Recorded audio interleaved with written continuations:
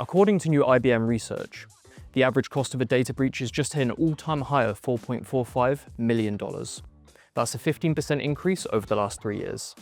As cyber attacks become more dangerous, common, and costly, what's standing between you and the right cybersecurity strategy? My name is Matt Harris, content strategist at Computing, and today I'm joined by Don Smith, Vice President of Threat Research at Sophos. Today we're going to talk about some current cybersecurity challenges and the steps we can take to help solve them. Welcome, Don. Thank you. Nice to be here.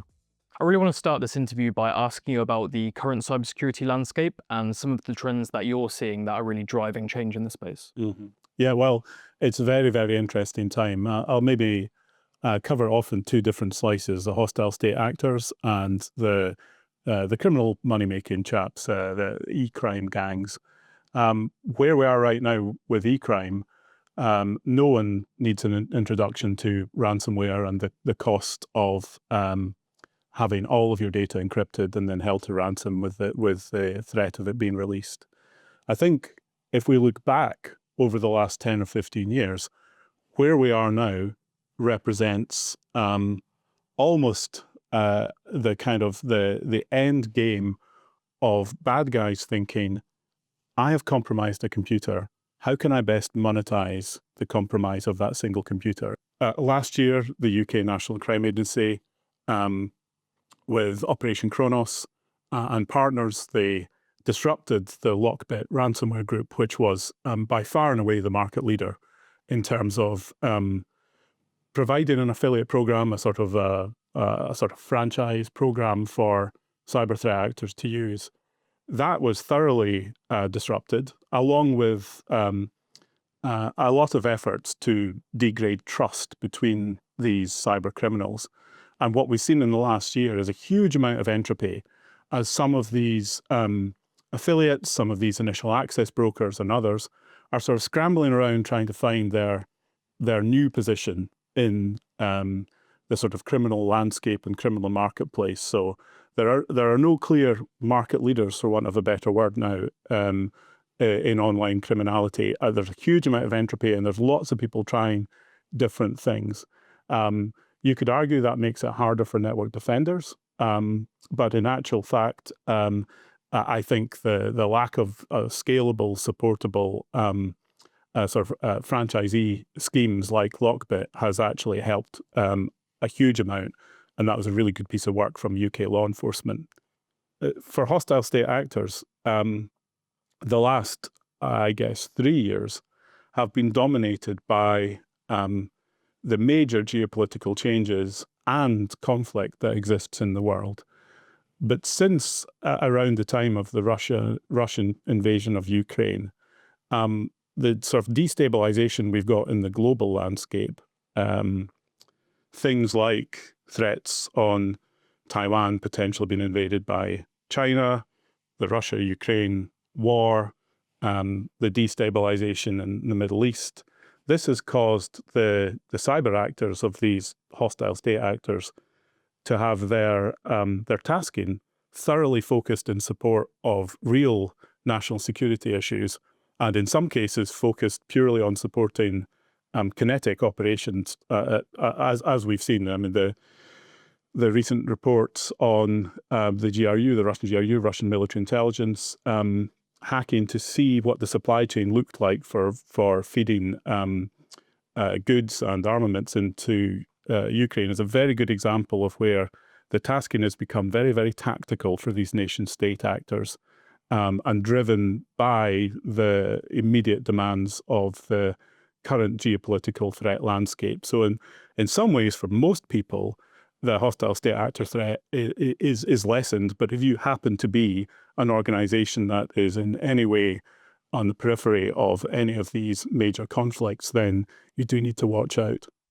Regardless of all of these changes, is there anything over the last sort of 10, 15 years that you feel has stayed quite consistent in the realm of cybersecurity, whether that's from the protection side or from the hacker side? Yeah, so it's interesting you asked that. There was a tweet once, a German guy, I should really try and remember his name at some point, put out, said, in cybersecurity, there is an awful lot of turbulence for very little flow. Go away for a couple of weeks and you think everything's changed. go away for a year and it's all the same. And that is very, very true. So irrespective of the flux that we see, of the new tactics that we see, there are some fundamentals that help organizations kind of protect themselves. So people should be focusing on patching devices that face the internet, patching devices full stop, but please patch the ones that face the internet. Implementing multi-factor auth everywhere, not just for end users, but for your admins, for your suppliers. Basic security hygiene, understanding your estate, patching it, protecting it, and being in control of authentication and authorization. These are the stable controls that you can apply that will protect you from the vast majority of cyber attacks. Because, I guess, getting round to answering your question in reverse, the bad guys will take old vulnerabilities and relatively new vulnerabilities and scan the world for them, and then they will hack with impunity. The bad guys will take logs from info stealers and parse through them and say, oh, look, we've got a cookie here, or we've got a credential for someone that isn't using multi-factor auth. Is it important for vendors to really prioritize collaboration with their partners, with the channel, with government agencies, with, the whole kind of scope and the whole sort of channel? And how can you really make that collaboration happen?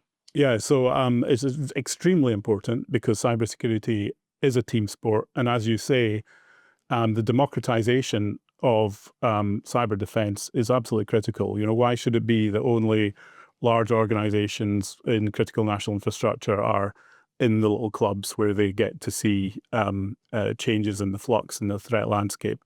There's a few barriers. There's the obvious barrier that some companies will regard an understanding of the threat as their own intellectual property and will feel that they don't want to share it, or that it's useful for PR and they don't want to share it. There's also the barrier that increasingly you find that lawyers are involved in interesting cybersecurity incidents, and lawyers will always tell victims to say as little as possible. Now, in the world of cybersecurity, we're relatively lucky because you can quite easily dissociate threat intelligence from specific victim information. In the world of fraud, which is a completely different topic, but the observables in fraud are generally a PII. So that's a much harder world than we have in cybersecurity. But I guess those are the two things, people thinking that intelligence is proprietary, and then secondly, lawyers and other well-meaning people getting involved and saying you don't really want to share that in case someone casts it up in the wrong direction.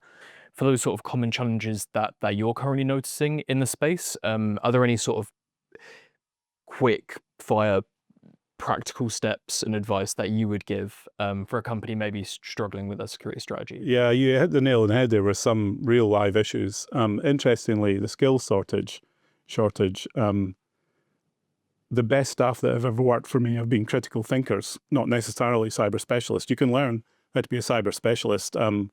The best threat researcher that ever worked for me was a guy with a degree in archaeological metallurgy, closely followed by a guy with a degree in music.